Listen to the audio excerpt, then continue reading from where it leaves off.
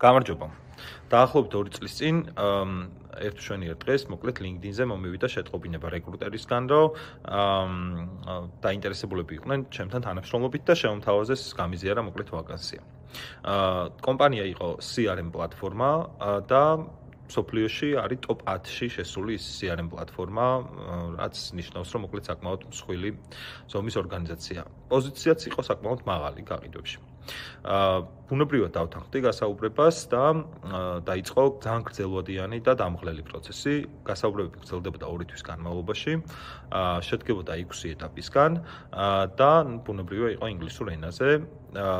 ჯამში რომ დავთვალე, ესე იგი 4 საათნახევარი დავხარჯე მათთან გასაუბრებისას და დაახლოებით 60-70 საათი გადამეტების გარეშე ის პერიოდი, რაც ვემზადებოდი მათთან გასაუბრებისთვის, იმიტომ რომ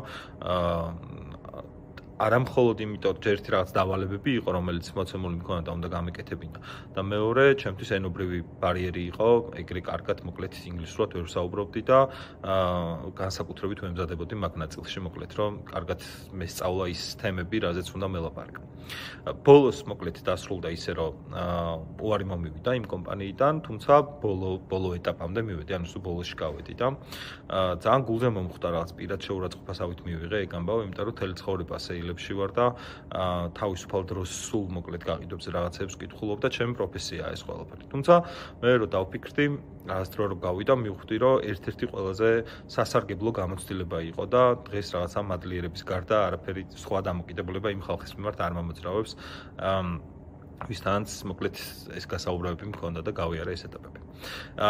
ერთ-ერთ გასაუბრებაზე მათი რეგიონალური გაყიდვების დირექტორი, რომელიც სეილებში იყო ძალიან გამოცდილი, მე და ის ადამიანი ვსაუბრობდით როლებზე, რომელიც კლიენტ კომპანიაში გვხვდება. და ეს როლები არის ჩემპიონი, decision maker-ი, გადაწყვეტილების მიღები პირი და gatekeeper-ი, ანუ ადამიანი, ვინც ბლოკავს თქვენს გადაწყვეტილებას კომპანიაში.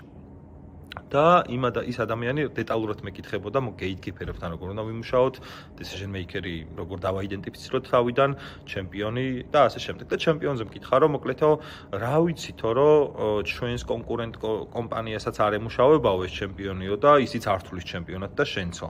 საიდან როგორ უნდა მიხვდეო მაგას და ზოგადად როგორ უნდა გაარკვიო, რომ ეს ადამიანი ჩემპიონიაო და მაშინ ვერ უპასუხია ამ კითხვას, რაღაცნაირად ვუთხარი, რომ მეთქი, ანუ შინაგანად გრძნობ რო ჩემპიონია თქო, მაგრამ რაღაცა top 10 რაღაც რითიც ამ ადამიანს ჩემპიონს დავარქმევდი, ეგეთი რაღაცა არ მაქვს თქო, არ მიფიქრია თქო და რავი, მადლობა რომ მკითხეთ თქო, მოკლედ ჩვენი გასაუბრების მერე დავფიქრდები თქო და მეწოდინება თქო რა. ხო და მინდა რომ გაგიზიაროთ მოკლედ ვინ არიან ჩემპიონები. იმიტომ რომ გონია რომ დღეს ეხა ამ ვიდეოს რომ მოусმენთ მომენტალურად გაგახსენდებათ ადამიანები რომელთანაც ეხა გააქვთ კომპანიებთან მოლაპარაკება და ეგრევე მიხვდებით მოკლედ იმ კომპანიაში ვინ არის ის ადამიანი ვისაც დაარქმევდით ჩემპიონს. პირველი არის კრიტერიუმი რომ მოკლედ მარტივად რო თქვა გულშემატკივრობენ თქვენს პროდუქტს და დადებითად საუბრობენ თქვენს პროდუქტზე. მეორე არის რომ ენთუზიასტები არიან, ანუ გისვამენ შეკითხვებს, გამოხატავენ ინტერესს და შემოდიან დისკუსიაში აქტიურად. მესამე და მნიშვნელოვანი არის რომ კონტაქტურები არიან, აქეთ გირეკავენ და იმიტომ კი არა შესყიდვები რომ გირეკავს აქეთ და რაღაც დეტალებს აზუსტებს რა ბუნებრივია არ არის ჩემპიონი. საუბარი მაქვს სხვა როლის წარმომადგენელზე, რომელიც გირეკავს და რაღაცებს გეკითხება და რაღაცებს აზუსტებს და ჩანს იმ კომუნიკაციაში რომ მოკლედ დაინტერესებულია გულწრფელად თქვენი პროდუქტით. ეგეც ერთ-ერთი რაღაც არის შეგიძლიათ მიხვდეთ რომ ჩემპიონი. ყველაზე მაგარი პასუხობენ თქვენს ზარებს. ანუ არ გითიშავენ ტელეფონს და რა ვიცი, ანუ პასუხობენ თუ ვერ პასუხობენ, გეუბნებიან რომ დაგირეკავო და გირეკავენ მართლა. აღარ გიწევთ მე მეორე დღეს გადარეკვა და იმან ხო ვერ დაგირეკე და რაღაცა. რავი, დახმარებას გთავაზობენ, მზად არიან რომ მოკლედ გვერდში დაგიდნენ და დაგეხმარონ რაღაცეებში. კომუნიკაციაში ძალიან ხშირად საუბრობენ თქვენთან თანამშრომლობის გრძელვადიან ინტერესზე. ანუ ჩანს რომ მოკლედ შორეული მიზნებით არიან თქვენთან დაკავშირებული და არა რაღაცა უბრალოდ ფორმალურად რაღაცებს არ გეკითხებიან. შუამავლის როლს ირგებენ ხოლმე, ანუ რაღაცებზე ისე იქცევიან გეგონება იყვნენ თქვენი თანამშრომლები მარტივად რო ვთქვათ რა, ანუ ყველაზე კარგად შეგიძლიათ ეგრე გაიგოთ. ეხა რო აი გეგონებათ, რომ მოკლედ თქვენი თანამშრომელია, უბრალოდ იქ მუშაობს, რაღაცა ესეთი ტიპის ადამიანებს გვანან.